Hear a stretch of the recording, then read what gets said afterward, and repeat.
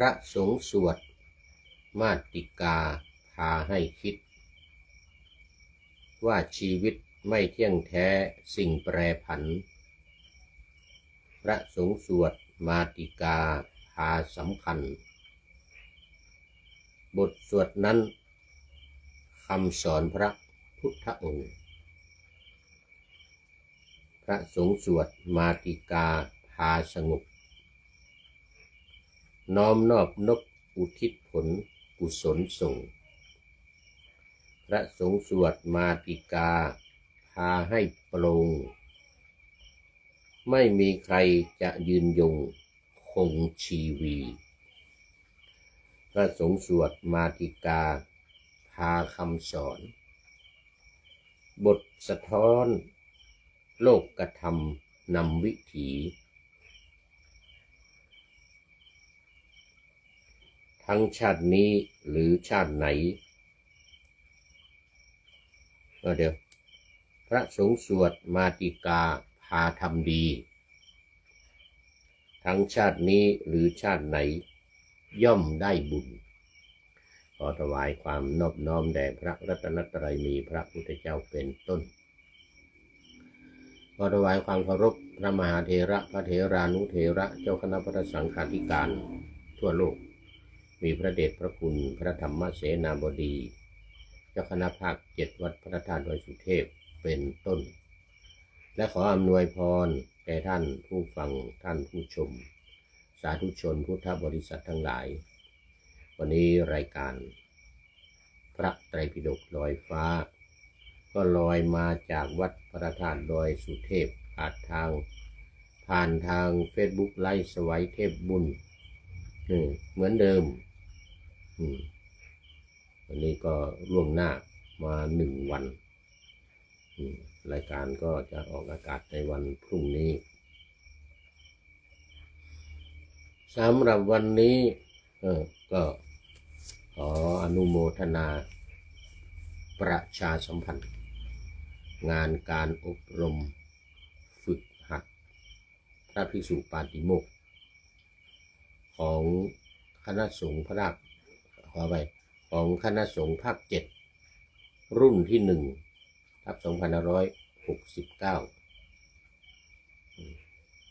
ขอไป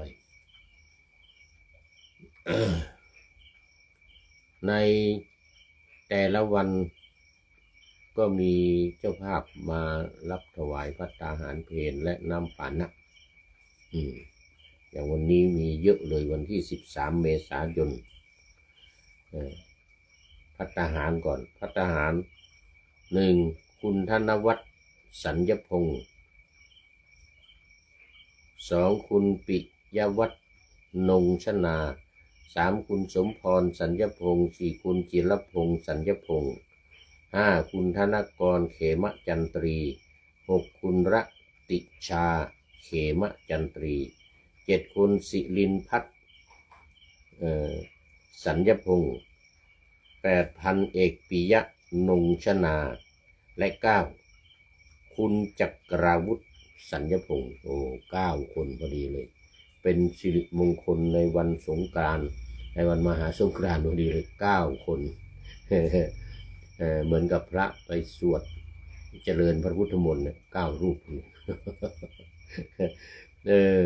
เดี๋ยวมันบังเอิญนะเนี่ยเป็นสิริมงคลมากเลยเจ้าภาพชุดนี้มี9 ท่านด้วยกันเป็นถวายภัตตาหารเพลส่วนน้ำปานะมี1คุณแม่หนูเพียรแก้วกัลยา2พระครูประหลัดชนินพัฒน์แก้วกัลยาพร้อมบิดามารดาก็เป็นคุณแม่หนูเพียรแก้วกัลยานี่ก็น่าจะใช่นามสกุลเดียวกันในคุณแม่หนูเพียรแก้วกัลยานี่มีวงเล็บเลิศบรรจงกราเบียนไทยอิตาลีเป็นบริษัทพร้อมครอบครัวไทยอิตาลีนี่จะยังไม่ทราบว่าเป็นบริษัทอะไรซึ่งมีคุณแม่หนูเพียรแก้วกัลยานี่เป็นผู้นำแล้วก็ สองท่านพระครูประหลัดชนินทร์พัฒน์แก้วกัลยานี่พร้อมกับบิดามารดาเป็นเจ้าภาพน้ำปานะในวันนี้ก็ขออนุโมทนากับมูลศรัทธาสมณศรัทธาและมูลศรัทธาทั้งหมด90ทั้งหมด10ท่านด้วยกัน11เนี่ยนะ11ทั้งหมด11ของภัตตาหารนี่9ท่านดังมีรายนามที่กล่าวไปแล้วก็ขอขอบคุณและก็อนุโมทนาอำนวยอวยพรให้มีความสุขมีความเจริญรุ่งเรืองไพบูรย์สุขภาพแข็งแรง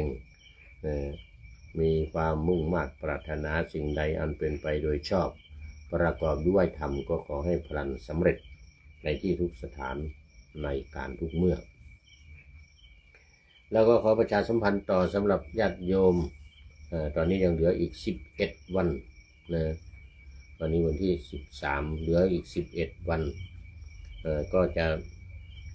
จบโครงการอบรมสวดภิกษุพระภิกษุปาติโมกข์และสัมมนาพระธรรมวินัยสัมมนาพระธรรมวินัยก็ขอเชิญติดต่อเข้ามาที่ท่านอาจารย์พระมหาสกลวิโรจนกิตติประเรียนธรรม9ประโยคในการนุการเจ้าคณะภาค7ประธาน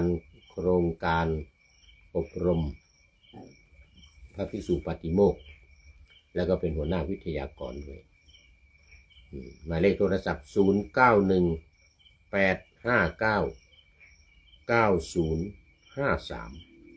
0918599053และท่านอาจารย์พระมหากิตติพงศ์ฐานกโรวัดพระธาตุศรีจอมทองประเรียนธรรม9ประโยคสวดปาติโมกข์เก่งเหมือนกันเป็นวิทยากรอยู่ที่นี่หมายเลขโทรศัพท์0949101043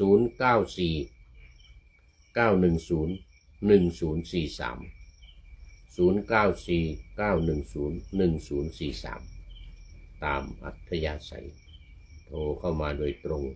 ที่แทนท่านอาจารย์ทั้งสองรูปและถ้าหากว่าจะโอนปัจจัยเข้ามาก็ขอเชิญโอนเข้าที่ธนาคาร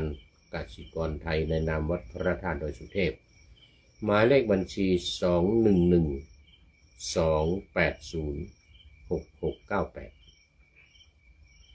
2112806698ตามอัธยาศัยสืบต่อไปเอาแล้วตอนนี้ก็เข้ามาสู่เนื้อหาสาระของธรรมะในรายการพระไตรปิฎกลอยฟ้าในวันนี้ก็มี FC เข้ามาทองเก๊ไม่ลอกไม่ดำจำนำไม่ได้โอ้สาธุสาธุจากนครศรีธรรมราชตอนนี้อยู่ที่ชุมพรละอยู่ที่ชุมพรบวชเป็นพระแล้วเมื่อกี้นี่โชว์ภาพมาโอ้โมทนาไปแล้วมาดูแลอาจารย์ซึ่งป่วยติดเตียงเป็นอาพาธติดเตียงอยู่ที่วัดถ้ำอะไรสักอย่างหนึ่งที่จังหวัดชุมพรที่จังหวัดชุมพรก็ขออำนวยอวยพรแล้วก็ขอให้อาจารย์ที่อาพาธติดเตียงได้มีความสุขมีความสบายสุขภาพร่างกายแข็งแรงสมบูรณ์หายจากโรคภัยไข้เจ็บโดยเร็วพลันละสำหรับ FC ท่านอื่นๆวันนี้ก็เดี๋ยวคงยังมีน้อยแล้วเพราะว่าตอนนี้มันดึกแล้วจะ4 ทุ่มจะ3 ทุ่มเลย3 ทุ่มก็คงยังจะพอมีอยู่ อันนี้ก็พูดให้ผีฟังไปก่อน แค่พรุ่งนี้เช้านำไปออกอากาศทางวิทยุให้ญาติโยมฟัง5 สถานีคือ1 สถานีวิทยุพระพุทธศาสนาแห่งชาติและจริยธรรมวัดพระธาตุดอยสุเทพมีพ่อครูวันลบนามวงกลมเป็นผู้อำนวยการอาจารย์พระมหาประสิทธิ์ประสาธิโกเป็นหัวหน้าสถานีและอาตมาภาพพระครูปริยัติยานุศาสตร์เป็นผู้บรรยายเป็นประจำทุกวันไม่ขาดเวลา5 ทุ่มถึงเที่ยงคืนค่อนข้างจะดึกหน่อยแต่ก็ไม่พลาดไม่ขาดเลยโดยเฉพาะสำหรับคนนอนดึกเขาเรียกรอบมิดไนท์ถึงเที่ยงคืนเลยนะ2 สถานีวิทยุเพื่อการศึกษาพระพุทธศาสนาและวัฒนธรรมวัดฝายหินตำบลสุเทพอำเภอเมืองจังหวัดเชียงใหม่มีท่านพระครูสมุวิสุวัตวรกิจโยเป็นเจ้าอาวาสวัดฝายหินและผู้อำนวยการสถานีวิทยุ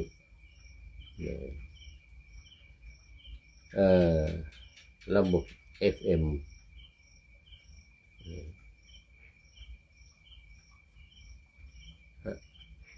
ระบบ FM 0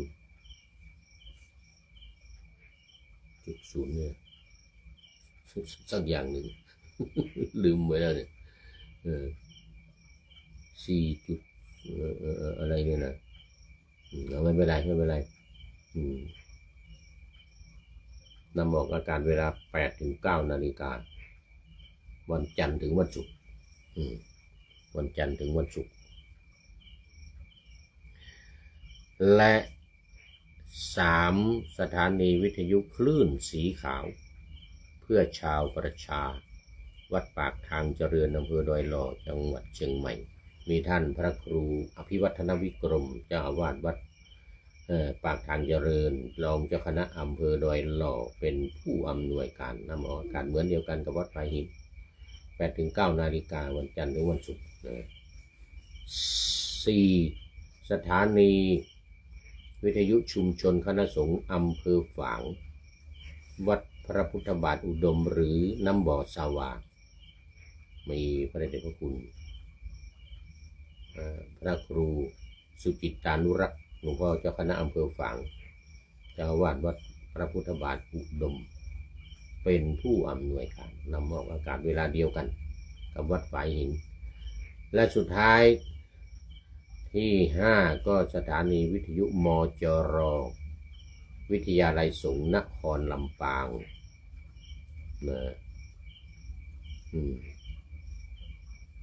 มีอาจารย์จิรศักดิ์ปันลำเป็นผู้อำนวยการสถานีนำออกการเหมือนเดียวกัน8 ถึง 9 นาฬิกาวันจันทร์ถึงวันศุกร์ดังนั้นก็ขอบคุณและอนุโมทนากับท่านผู้อำนวยการทั้ง2 ฝ่ายคือฝ่ายฆราวาสและพระที่เป็นผู้อำนวยการสถานีวิทยุดังที่กล่าวมาแล้วเป็นญาติโยมฆราวาส2 ท่านอาจารย์จิรศักดิ์ปันลำแล้วก็พ่อครูวันลบนามวงพรหมเป็นพระ3 รูปท่านพระครูสมุวิสุวัตวรกิจโยท่านพระครูอภิวัฒนวิกรมแล้วก็ท่านพระครูสุจิตตานุรักษ์ขอขอบคุณทั้ง3 ท่านแล้วก็อุบาสกทั้ง3 คนไว้ณที่นี้เป็นอย่างยิ่งแล้วตอนนี้ก็เข้ามาสู่เนื้อหาสาระของพระไตรปิฎกกันเลยนะเล่มที่25ขุททกนิกายเป็นเล่มแรกนะเป็นเล่มแรกของขุททกนิกายเลย25 ถึง 33ทั้งหมดมี9 เล่มพระไตรปิฎกฉบับมหาจุฬาเล่มสีฟ้าเป็นพระไตรปิฎกที่ได้รับการยกย่องว่าสมบูรณ์ที่สุดสำนวนเนื้อหาภาษาไทยแจ๋วที่สุดดีที่สุดว่างั้นนะดีที่สุดปรับปรุงแก้ไข ในคราววันพระราชสมภพของสมเด็จพระนางเจ้าสิริกิติ์พระบรมราชินีนาถตอนนั้นมีพระชนมายุ60 ปีนะ60 ปีพอดีเลยสำหรับตอนนี้ก็เป็นพระบรมราชินีพันปีหลวงไปแล้วซึ่งสวรรคตเมื่อปีที่แล้วเดือนตุลาคมเดือนตุลาที่จะถึงนี้ก็จะครบ1 ปี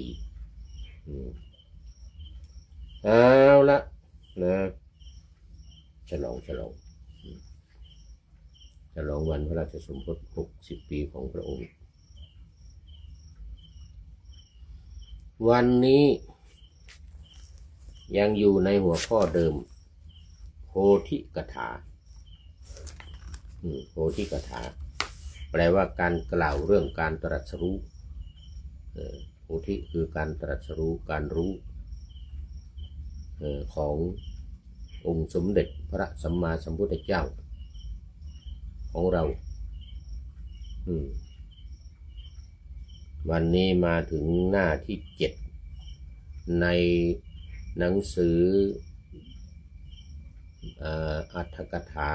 พระวินัยตัตติยสมันตปาสาธิกาหรือสามนเล่มที่3สามนเล่มที่3หน้า7วันนี้มาถึงหน้า7แล้วเนื้อความ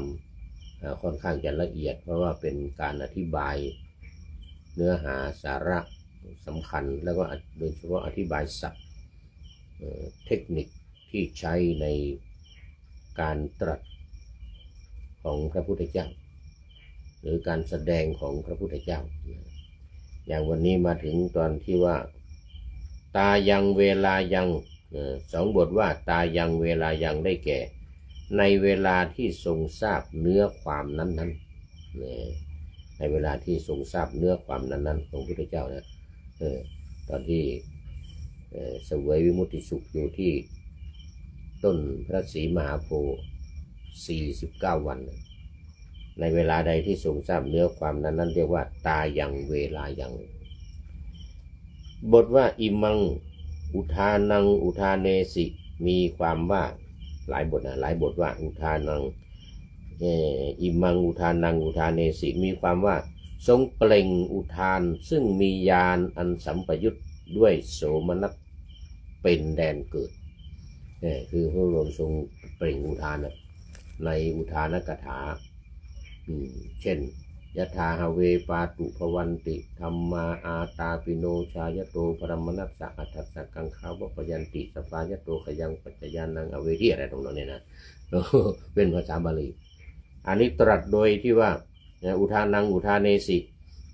คือเปล่งอุทานขึ้นมาด้วยความเบิกบานใจโสมนัสโสมนัสประกอบด้วยความสุขทางใจเป็นแดนเกิดมีคำว่ายะถาหเวปาตุภวันติเป็นต้นนี้ซึ่งแสดงอานุภาพแห่งความทรงทราบเหตุและธรรมที่เกิดแห่งเหตุก็คือปฏิจจสมุปบาทธรรมที่เกิดแห่งเหตุอวิชชาเป็นต้นอวิชชาเกิดสังขารเกิดวิญญาณเกิดต่อไปจนถึงชรามรณะนี่เขาเรียกว่าธรรมมีเหตุเป็นแดนเกิดหรือในภาษาบาลีที่ท่านพระอัสสชิกล่าวแก่พระสารีบุตรตอนเป็นฆราวาสว่ายัดว่าตอนเป็นฆราวาสอะไรลืมไปซะแล้วเมื่อกี้ยังนึกได้อยู่นี่แหละเหตุเนี่ยสาเหตุธรรมังเนี่ยนะ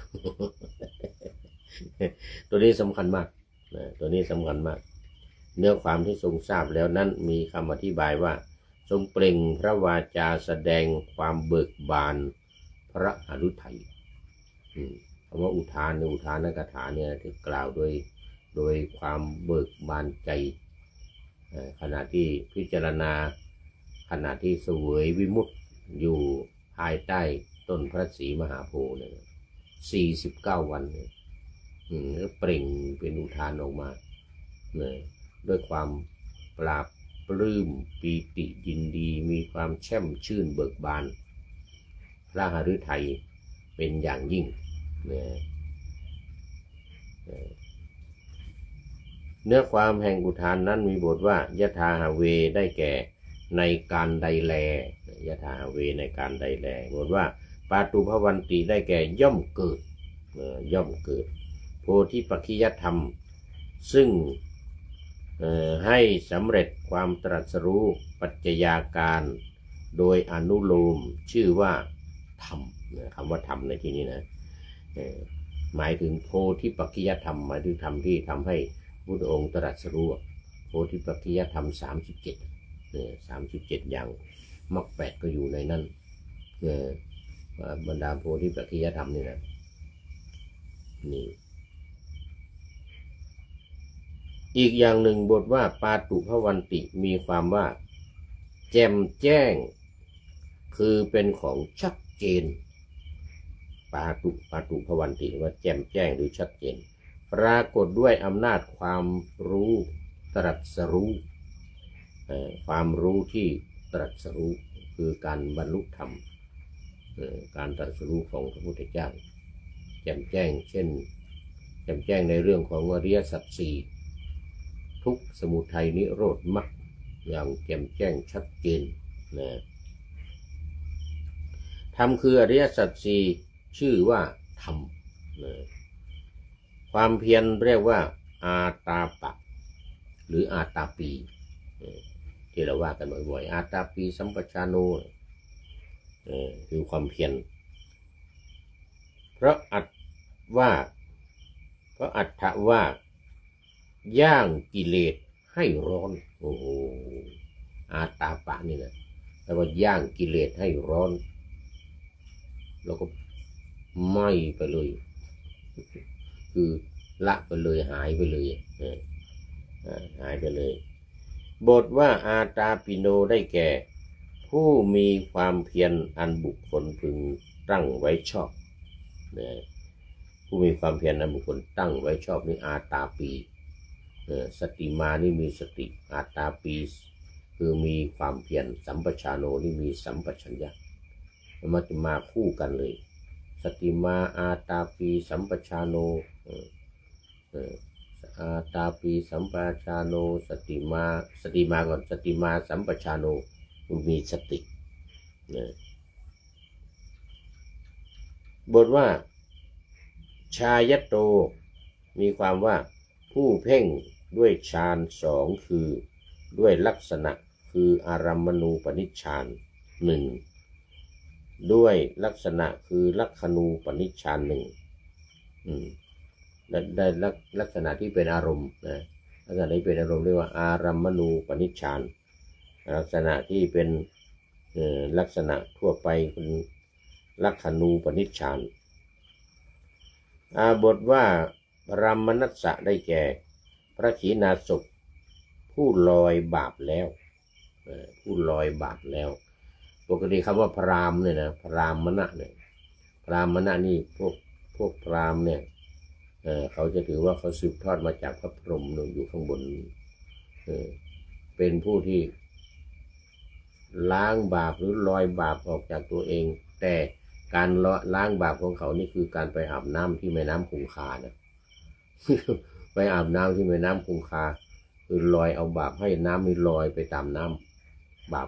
าปของใครที่ทำกรรมไว้แล้วน่ะมันจะลอยไปตามน้ำนี่ของคติของพราหมณ์ของศาสนาพราหมณ์หรือศาสนาฮินดูนะศาสนาฮินดูในปัจจุบันเดี๋ยวดูเวลาเดี๋ยวกันนะเนี่ย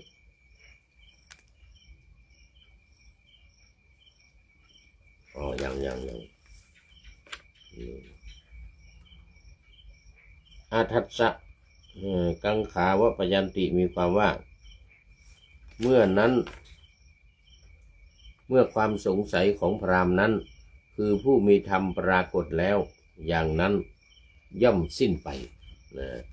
แต่ว่าการลอยบาปของพระพุทธเจ้านี่ตามความหมายของคำว่าพรามเนี่ยนะพรามมณะเนี่ยนะซึ่งแปลว่าลอยเนี่ยลอยบาปแต่พระพุทธเจ้านี่ลอยบาปมันไม่ได้ลอยเอาไปลอยน้ำเหมือนกับพวกศาสนาพราหมณ์หรือศาสนาฮินดูนะอันนั้นนี่เขาไปอาบน้ำที่แม่น้ำคงคาโดยเฉพาะที่เมืองพาราณสีนะตรงนั้นเป็นที่ลอยบาป เป็นความเชื่อของเขาเป็นความเชื่อของศาสนาพราหมณ์หรือปัจจุบันเขาเรียกศาสนาฮินดูอันนั้นทุกวันตื่นเช้ามาจะมีคนไปอาบน้ำหนาวขนาดไหนเขาก็พากันไปอาบเลยแล้วคนที่ไปอาบน้ำนั้นไม่ใช่ว่าจะอยู่ในเมืองพาราณสีอย่างเดียวนะมาจากทั่วสารทิศทั่วประเทศอินเดียที่เป็นพราหมณ์นะที่เป็นนับถือศาสนาฮินดูนะพากันมาอย่างน้อยๆต้องเล่น1 ครั้งมาอาบน้ำแล้วลอยบาป 1 ครั้งถ้าได้หลายครั้งยิ่งดีบาปมันยิ่งออกไปมากถ้าลอยครั้งเดียวบางทีมันยังออกไปหมด เป็นกติอย่างนั้นพระพุทธเจ้าก็ไปว่าเขาอีกถ้าอาบน้ำแล้วลอยบาปได้กุ้งหอยปูปลาที่อยู่ในน้ำมันก็ไม่มีบาปแล้วนะบาปหายไปหมดเลยถ้าน้ำนี้ศักดิ์สิทธิ์ว่าหลวงพ่อพุทธเจ้าว่าโอ้น้ำนี้ศักดิ์สิทธิ์นะกุ้งหอยปูปลาเต่าก็ไม่มีบาปออกมากันบาปลอยน้ำไม่หมด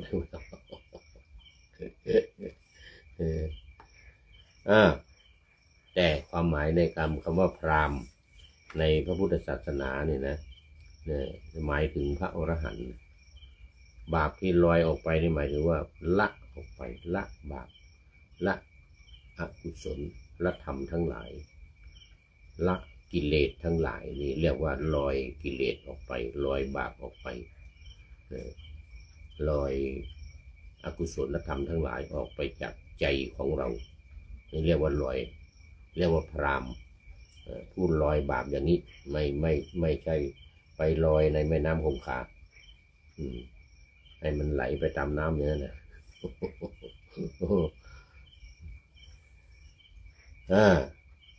บทว่าสัพพามีความว่าความสงสัยในปัจจัยการที่ท่านกล่าวไว้โดยในเป็นต้นว่าเมื่อเขาถามว่าใครเล่าหนอย่อมถูกต้องพระเจ้าค่ะพระผู้มีพระภาคได้ตรัสว่าปัญหาไม่สมควรแก้ปัญหาไม่สมควรแก้ว่าใครเนาะเป็นผู้ถูกต้องเนี่ยถูกต้องบาปลอยบาปตรงนี้นะโอ้เป็นปัญหามันไม่ควรแก้เหมือนกันนะเมื่อเขาถามว่าข้าแต่พระองค์ผู้เจริญก็ชรามรณะเป็นอย่างไรหนอก็แลชราและมรณะนี้จะมีแก่ใครพระผู้มีพระภาคได้ตรัสว่าปัญหาไม่ควรแก้ไม่ต้องมาถามเหมือนกันนะปัญหาตรงนี้นะชรามันจะมีแก่ใครถ้ามันจะมีแก่คนในอดีตการเราได้มีแล้วหรือหนอเนี่ยถ้ามีเขาถามมีนะความสงสัย16อย่างเป็นต้นว่าในอดีตการเราได้มีแล้วหรือหนอซึ่งมาแล้วเพราะยังไม่ได้ตรัสรู้ปัจจัยการนั่นเองทั้งหมดย่อมสิ้นไปคือย่อมปราศจากไปย่อมดับไปเพราะเหตุไรเพราะเหตุที่มาทราบธรรมพร้อมทั้งเหตุมีอธิบายว่าเพราะทราบคือทราบชัดตรัสรู้ธรรมคือกองแห่งทุกข์ทั้งมวลมีสังขารเป็นต้นนี้พร้อมทั้งเหตุด้วยเหตุมีอวิชชาเป็นต้นในปฏิจจสมุปบาทนั้น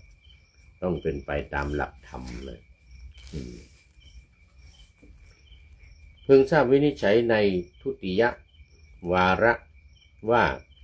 3 บทว่าอิมังอุทานังอุทาเนสิมีความว่า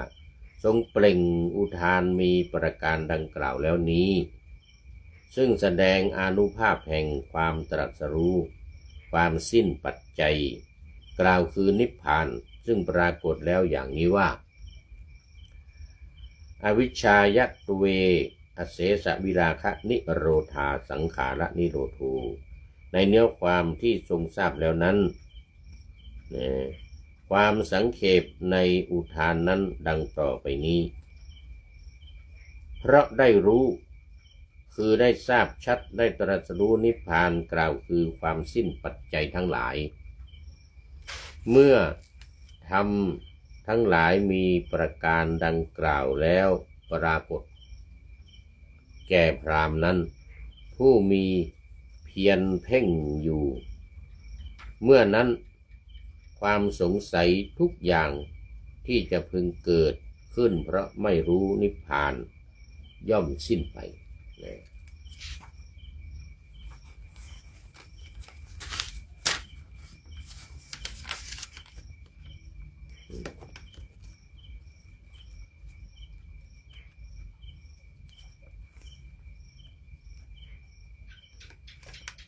ไม่รู้นิพพานย่อมสิ้นไปบทว่าสภาเดี๋ยวก่อนเพิ่งทราบวินิจฉัยในตติยวาน3 บทว่าอิมังอุทานังอุทาเนสิมีความว่า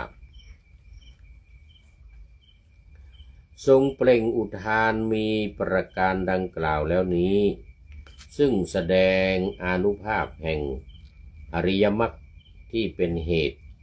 ทรงทราบเนื้อความกล่าวคือความเกิดและความดับแห่งกองทุกนั้นด้วยอำนาจกิจและด้วยทำให้เป็นอารมณ์ความสังเขปในอุทานนั้นดังต่อไปนี้เมื่อใดแลทำทั้งหลายปรากฏแก่พราหมณ์ผู้มีเพียรเพ่งอยู่เมื่อนั้นพราหมณ์นั้นย่อมกำจัดเสนามารด้วยโพธิปักขิยธรรมซึ่งเกิดแล้วเหล่านั้นหรือด้วยอริยมรรคมีองค์8 ประการมีสัมมาทิฏฐิเป็นต้นเครื่องปรากฏ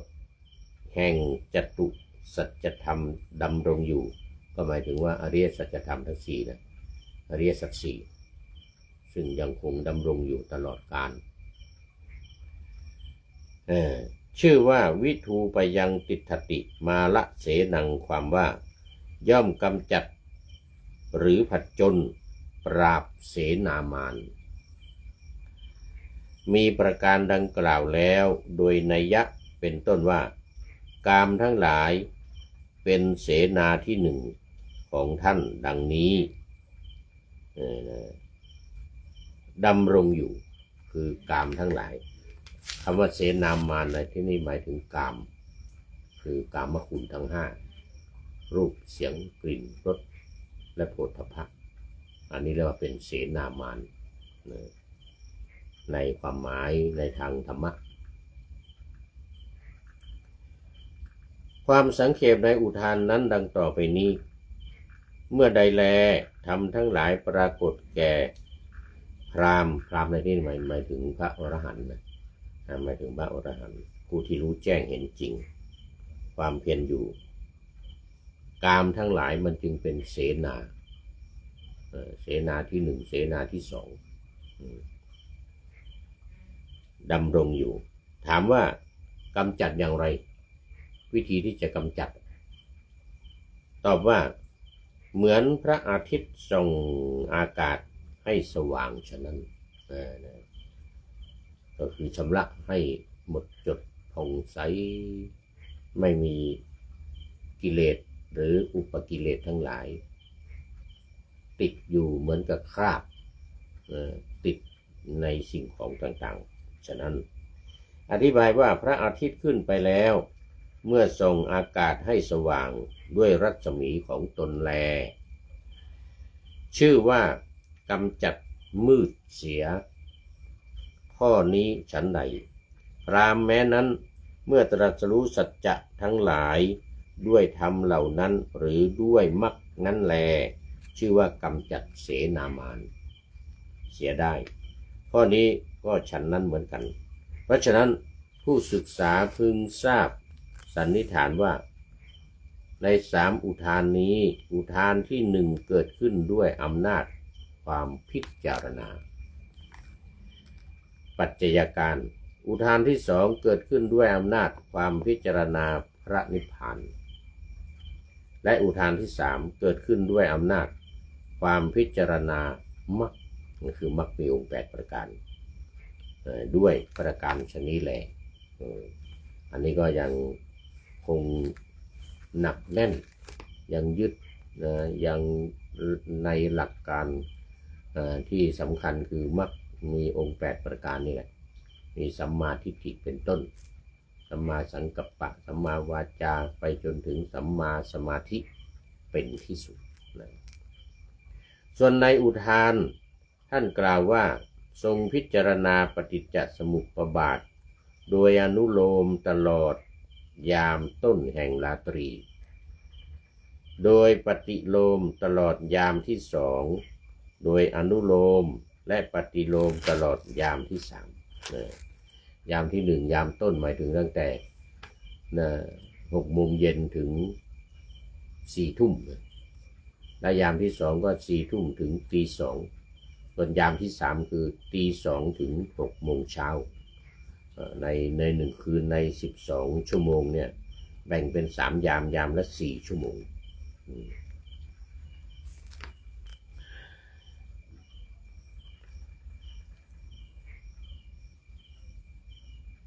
คำนั้นท่านกล่าวหมายเอา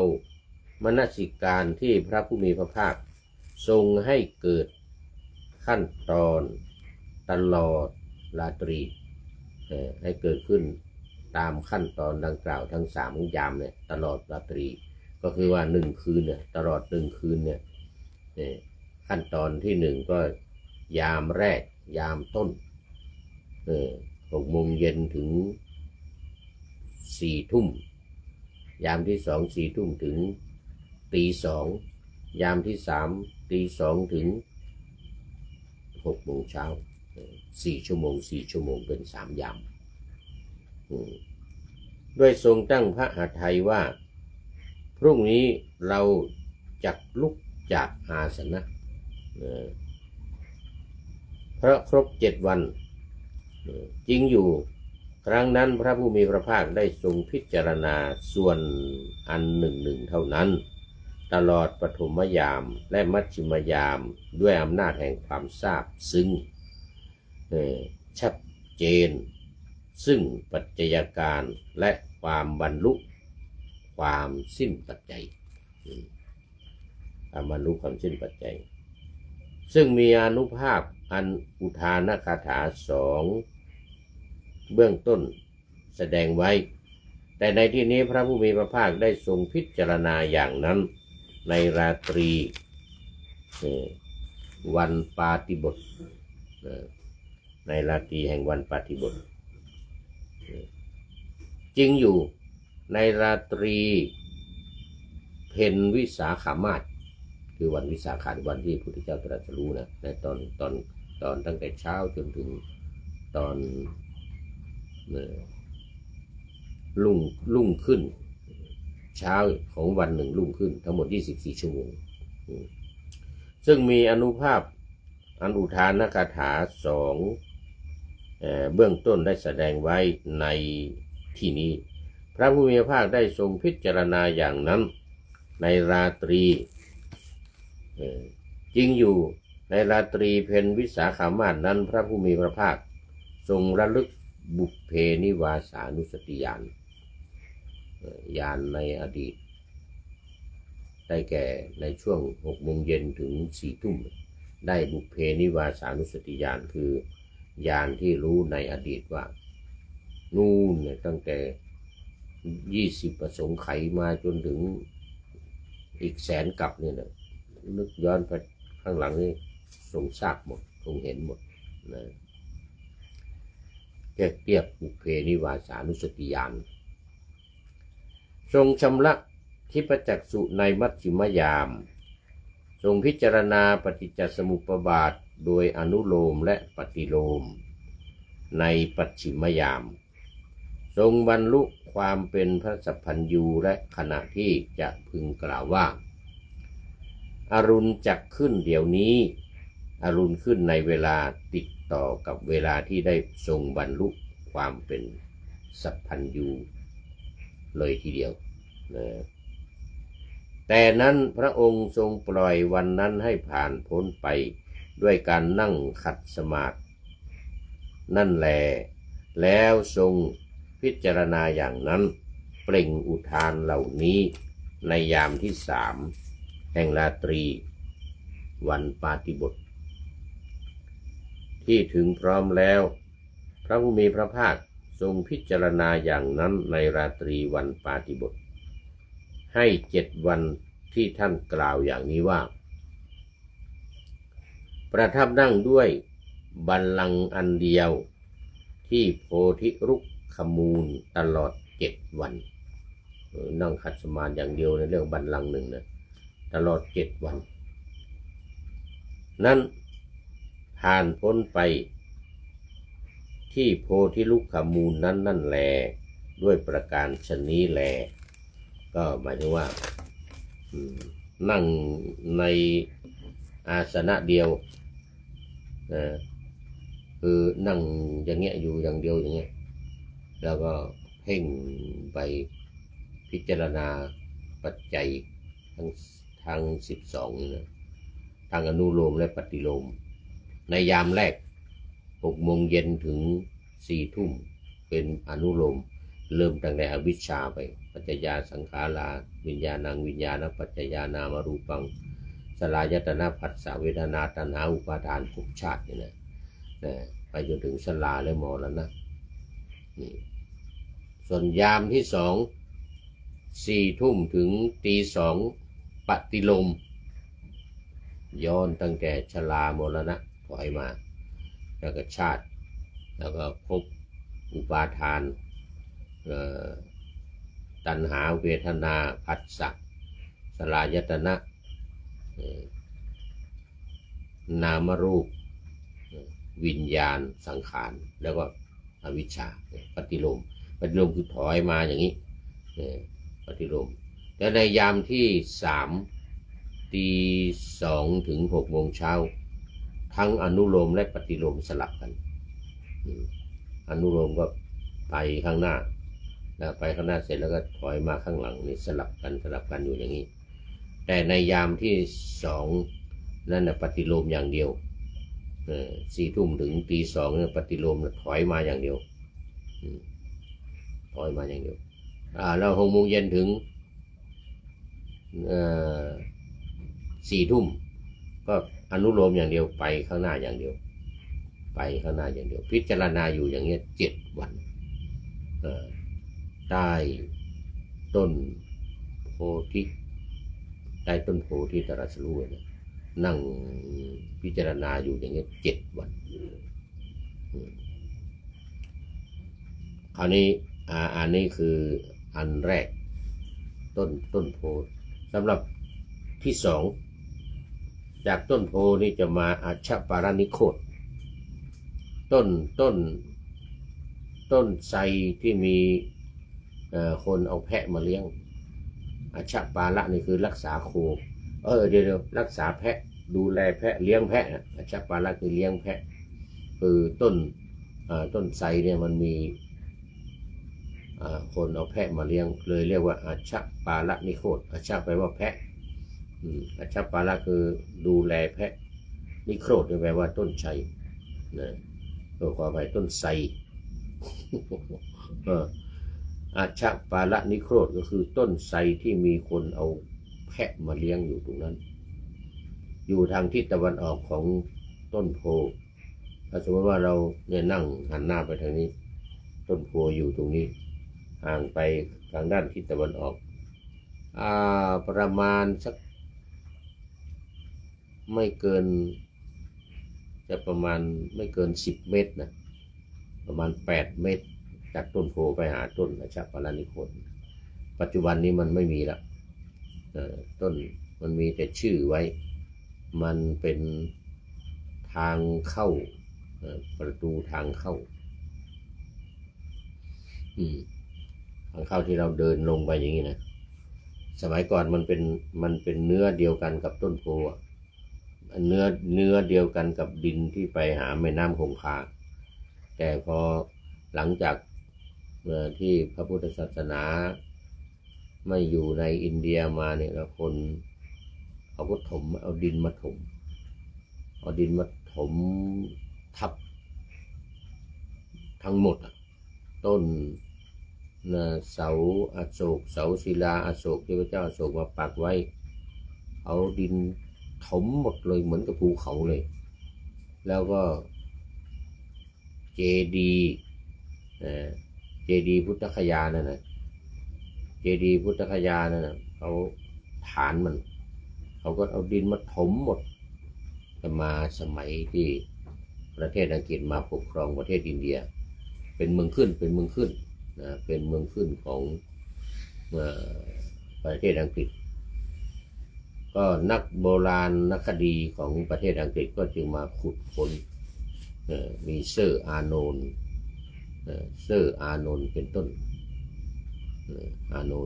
เซอร์อาโนนเป็นต้นขุดลงไปก็โอ้ปรากฏว่าไปเจอต้นโพต้นแรกนะเจอต้นโพเดี๋ยวมันเป็นต้นที่สี่ละต้นที่สี่เจอต้นโพแล้วก็เจอเจดีย์ก็บูรณะเจดีย์ขึ้นเจดีย์พุทธคยาเหมือนกับที่วัดเจ็ดยอดเนี่ยเจดีย์พุทธคยาที่เหมือนกับวัดเจ็ดยอดเนี่ยเอาจำลองมาจากพุทธคยานั่นเนี่ยที่วัดเจ็ดยอดเนี่ยเจดีย์มันมีเจ็ดยอดตรงกลางมีอันหนึ่งแล้วก็รอบสี่รวมแล้วเป็น6-7ทั้งยอดตรงกลางที่เราเรียกกันว่าวัดเจ็ดยอดประมาณนั้นมาในข้อที่8วันนี้หน้าที่11ในคำว่าอัฏฐโขภควาตัสสะสัตตาหัสสะอัจเจเยนะตัมหาสมาธิมหาวุฒหิตวาโพธิลุขมูลาเยนะอชัปปะนิโครโทเตนุปสังกมินี้ผู้ศึกษาพึงทราบวินิจฉัยดังต่อไปนี้อัฏฐโขภควาในขณะนั้นพระผู้มีพระภาคใช่ไหม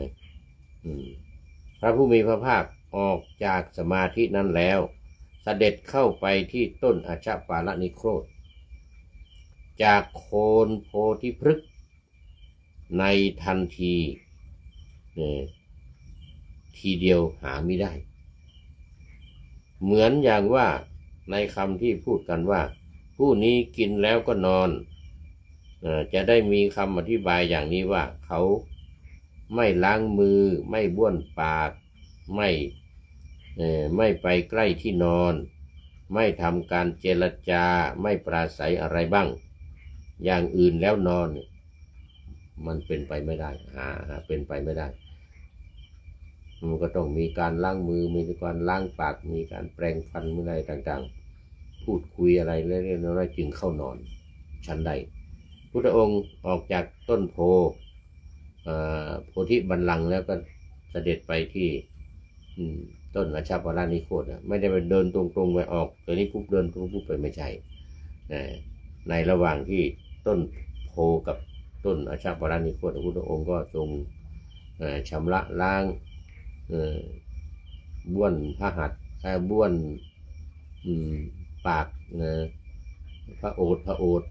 อย่างเงี้ยเป็นต้นนะล้างไม้ล้างมือแล้วก็ทำนั่นทำนี่กว่าจะไปถึงที่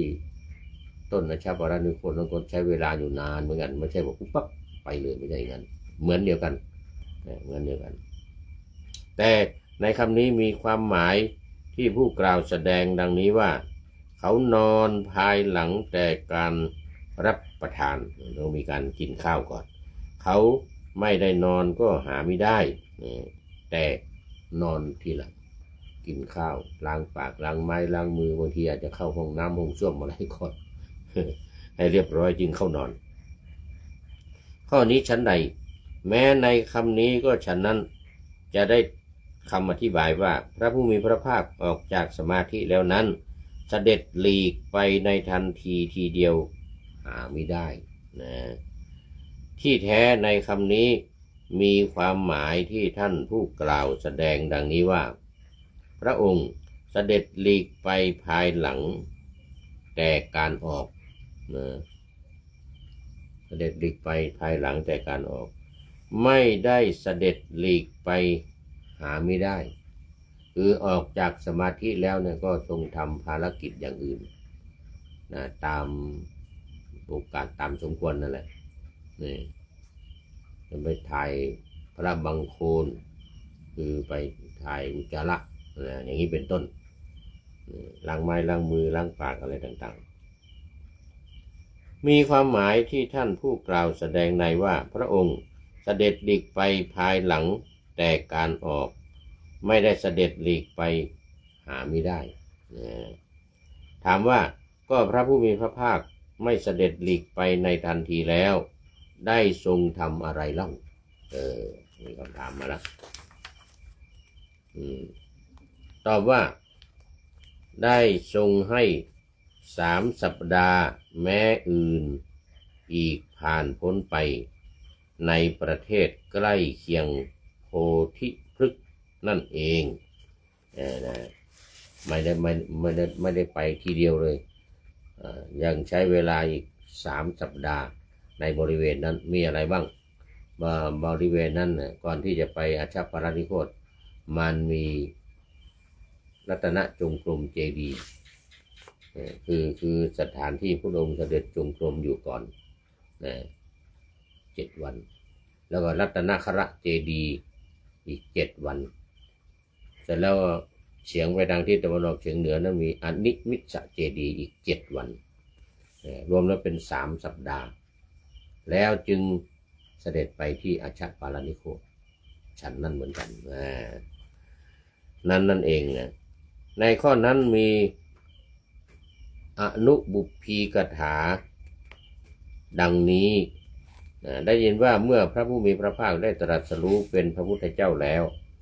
ประทับนั่งด้วยการนั่งขัดสมาธิอันเดียว1 สัปดาห์เทวดาบางพวกเกิดความแคลงใจขึ้นว่าพระผู้มีพระภาคไม่เสด็จลุกขึ้นทำที่ทำความเป็นพระพุทธเจ้าแม้อื่นจะมีอีกลักกระมังลำดับนั้นพระผู้มีพระภาคออกจากสมาบัติในวันที่8ทรงทราบความแคลงใจของเทวดาเพื่อจะตัดความแคลงใจจึงทรงเหาะขึ้นในอากาศแสดงยมกปาฏิหาริย์กำจัดความแคลงใจของเหล่าเทวดาเหล่านั้นแล้ว